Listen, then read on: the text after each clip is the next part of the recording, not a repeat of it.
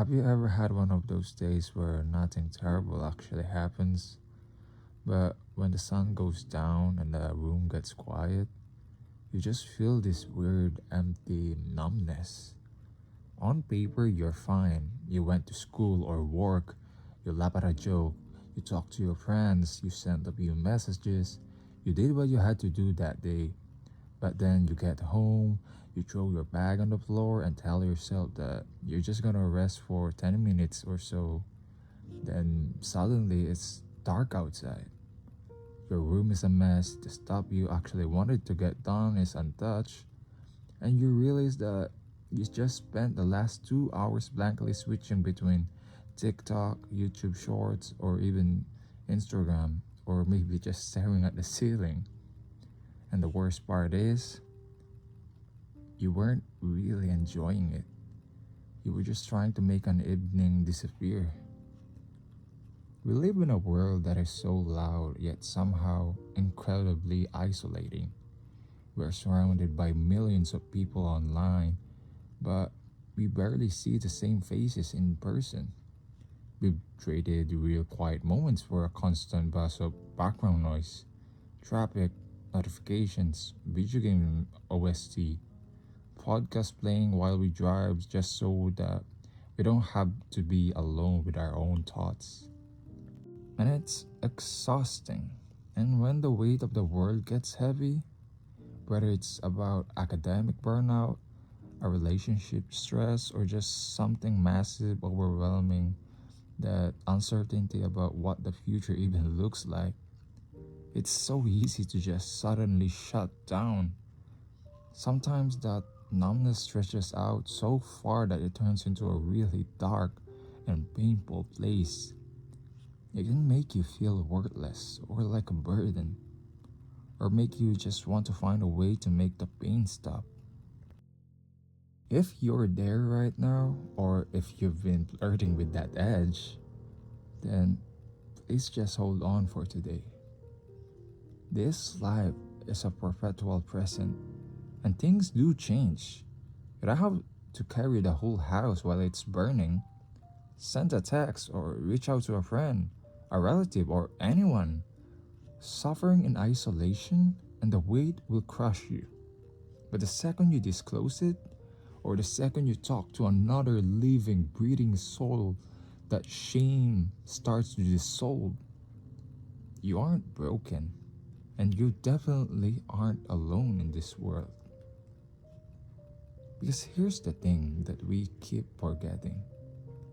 You can't spend all day feeding your brain digital junk food and then wonder why life tastes completely bland. And most of the time, we don't need more excitement or more things to consume. We need a life that doesn't make us want to escape the second the room gets quiet. So, how do we actually find that spark again? Well, it's kind of complicated, but at the same time, it's simple in a way. How do we make it feel like the good old days when everything felt simpler? It's not about a magical fix, or it's about building a life that is respectable. Firstly, we have to remove the things that are distracting us. You could try putting your pace down for a bit, like go outside, walk without headphones. I know that it sounds like a generic advice that you could hear from anyone or even your parents, but until you actually do it, you don't realize how refreshing the silence is. Feel the breeze, the environment, or even the traffic. Listen to the birds, like let your brain catch its breath. Boredom isn't really the enemy, it's the thing that brings your mind back to life. Secondly, we need to choose creation over consumption.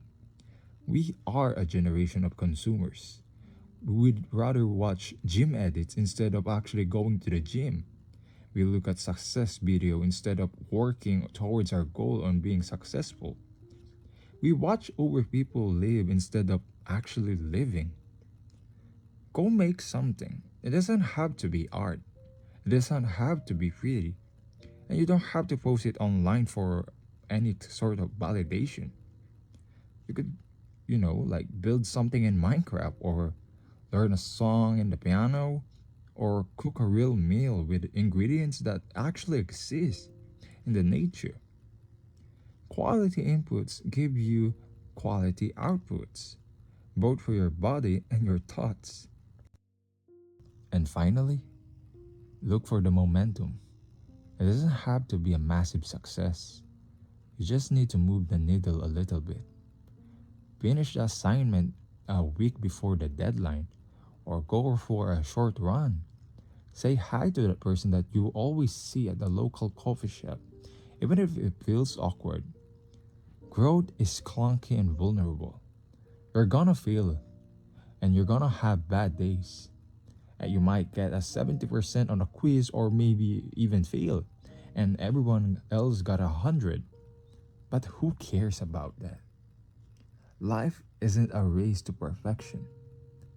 There's a poet named Leonard Cohen, and he has a quote that I think sums it up beautifully, and it says, "There's a crack in everything. That's how the light gets in.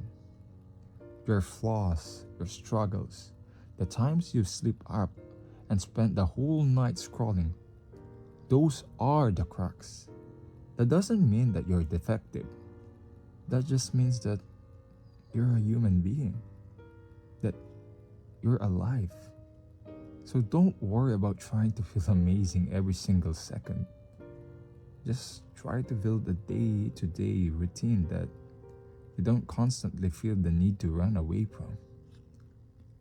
You made it this far, so why not stick around and see what happened next, right?"